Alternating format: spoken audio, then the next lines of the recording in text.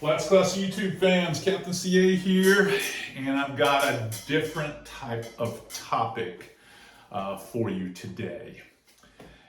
I got this idea from, right now we're dealing with a tropical storm that's moving through, and a lot of the guides are talking on the phone about fishing and what's going on. And I got on a topic with one of my buddies, and he's a fly fishing guide, about things that just drive small skiff guides like mad. Just drives us crazy. And I'm not talking about my regular clientele, although you'll see some crossover there. I'm talking about just when you get a new client or whatnot, and you're working through things on the boat, and just some of the things that you're like, wow, I wonder why they didn't think about doing it this way.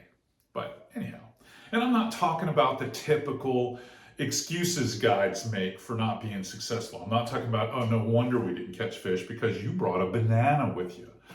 I'm not talking about the guy that's wheeling about a 45 to a 65 quart Yeti down the dock and thinks he's going to actually put that in my little tiny skiff.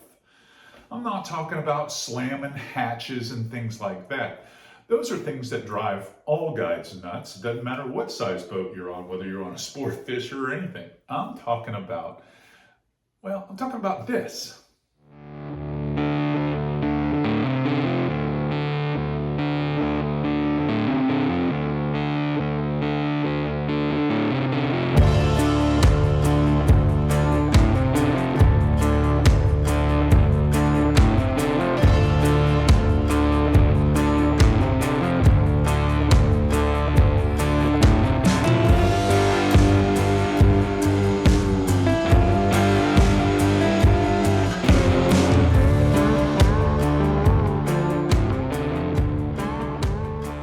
This episode of FlatsClass YouTube is brought to you by Aquatraction, your go-to solution for advanced marine flooring. Reeling the fish all the way to the rod tip. How many times when it doesn't matter the experience of the client sometimes, but there's this reeling down all the way to where the rod tip almost is on top of the fish, and you've got about that much lead. In fact, the leader is inside the tip top in the first 3 or 4 guides, and the fish is right there. And then we're trying to make a move. I'm trying to get down from the pull-up platform. They're trying to get down off the casting deck. And we're holding this rod, or the client's holding the rod about halfway up. So now we have the weakest part of the rod with a short piece of leader with hopefully a decent fish at the end of it. What do you think is going to happen? That's right. Breaks my rod.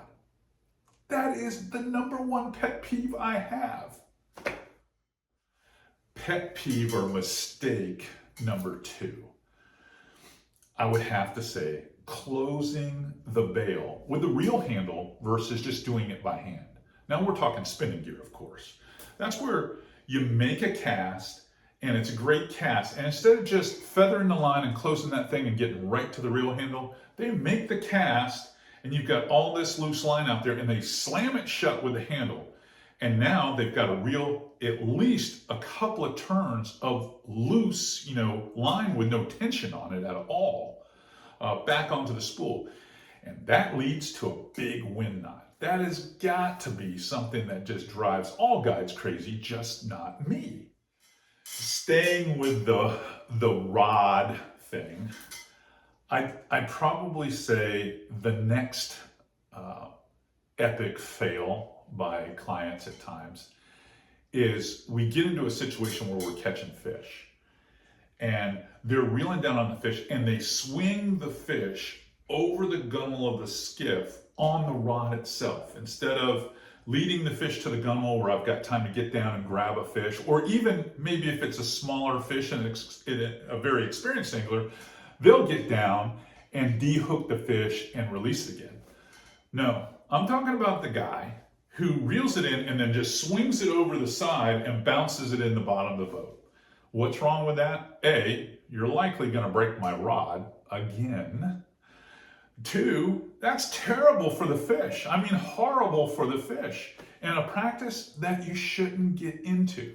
Never swing them over the side like that. I mean, I know there are certain styles of fishing in certain parts of the Gulf Coast and sometimes up the Atlantic seaboard where that's kind of acceptable. But for skiff guides, it's kind of frowned upon. It really is. Here's another one. What I would call would be a mistake or a fail is the client feels pressured to see fish. And I, as a guide, am up there saying, okay, there's a fish up here. It's between your 12:30, 1 o'clock up there. It's about 45, 50 feet. Do you see the fish? And they instantly say, yes, I see the fish. I go, put your rod out there and point. And they'll put the rod out there and point, and they're way off. I go, no, that's not the fish. Keep moving your rod left. You see the fish yet? Yes, I see him. I go, are you sure? Yep, I see him. Make the cast to 60, 65 feet, and we got a shot here. And they'll make the cast, and they're at least 30 degrees off of and it's not because of their casting accuracy. It's because they never saw the fish. Yet, they don't want me to get frustrated, so they tell me they saw the fish. The fastest way to frustrate me is tell me you saw the fish when you didn't see the fish. That drives us crazy as fishing guides. Here's another one that is for the ages, and every fishing guide has seen this happen. You can have the most expensive technical poling skiff and be gliding through inches of water, and the fish don't even know you're there. It's like smoke through a keyhole, quiet.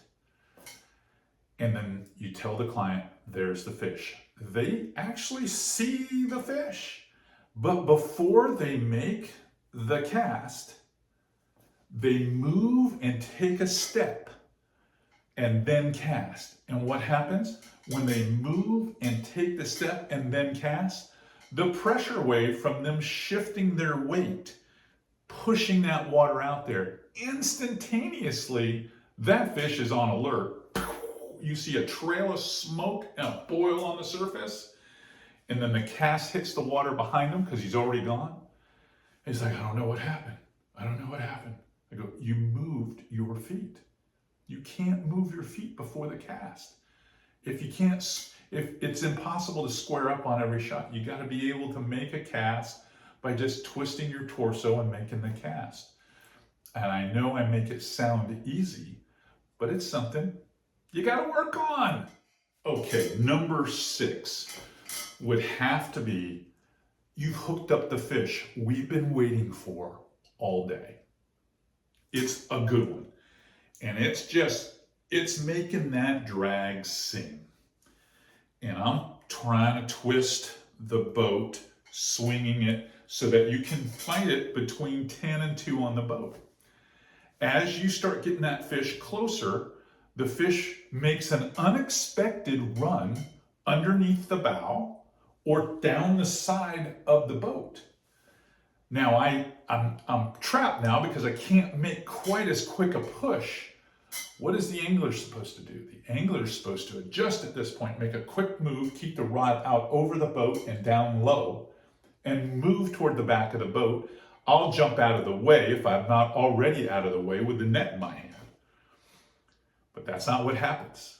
What happens that drives us crazy is that angler stays right on the pointy end of the boat, stays right there, and now the fish is behind the boat. And they think they're going to fight the fish from that position and still have a chance on landing this big fish we've been waiting for all day.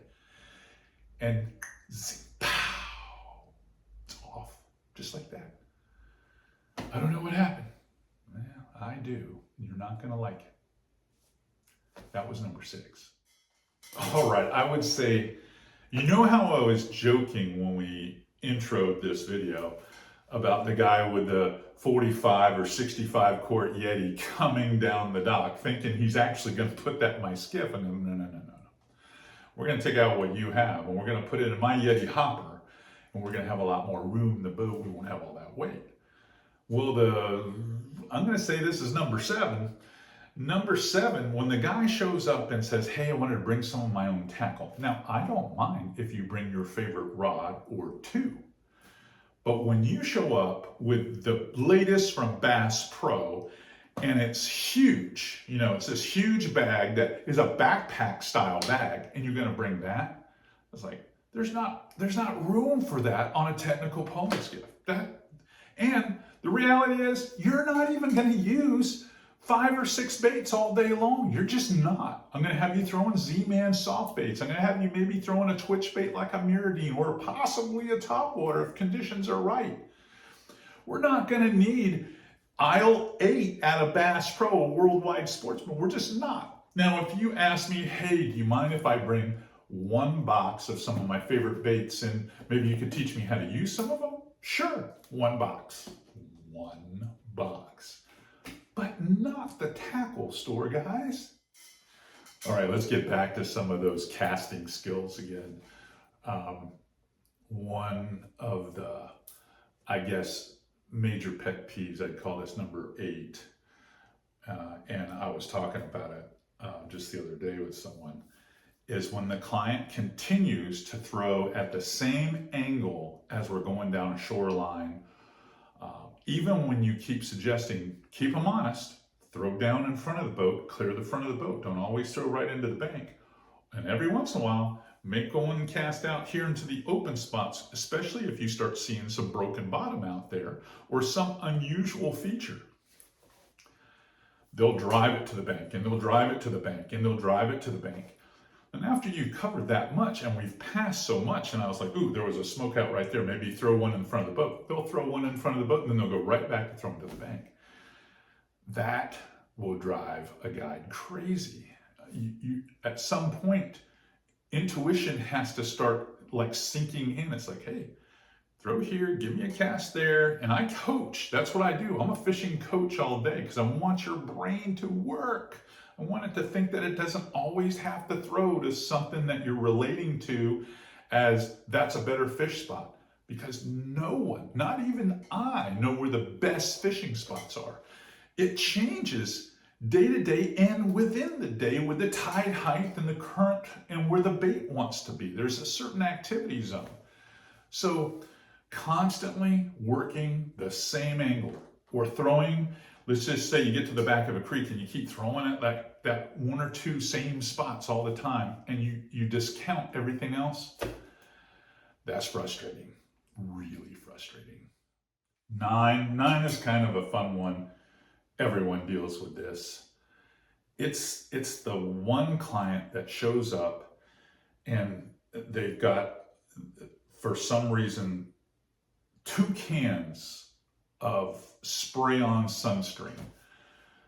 The spray-on sunscreen has got to be the worst invention ever. I don't know how the marketing got behind this stuff because generally speaking, you only get the benefit of half the can because most of that stuff is sprayed out into the wind and is, providing sunscreen for someone down the flat from us or whatever, birds, whatnot.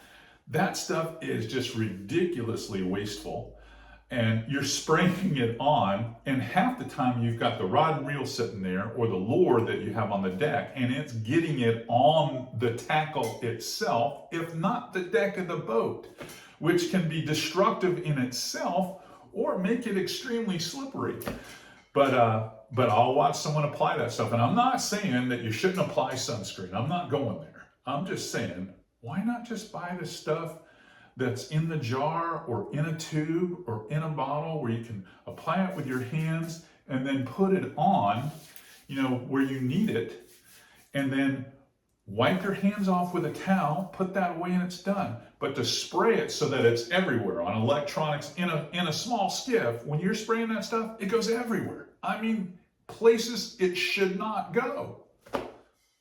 Well, if number 9 was sunscreen, as a fun one, this one here can be very serious. Someone could get hurt. As a guide, it doesn't matter. I fish. I'm kind of a nomadic guide. I fish in a lot of different zones. So sometimes we're at a marina, sometimes we're at a public boat ramp, sometimes we're at a fish camp, which is like a private ramp or something like that. Sometimes we're just ditching it on the side of the road. But when we're in those situations when there's a lot going on and we're coming in at the end of the day, and it can happen in the beginning of the day, this typically happens at the end of the day. Client wants to be real helpful and make it so that we can be tied up and we can get the boat out of the water and go.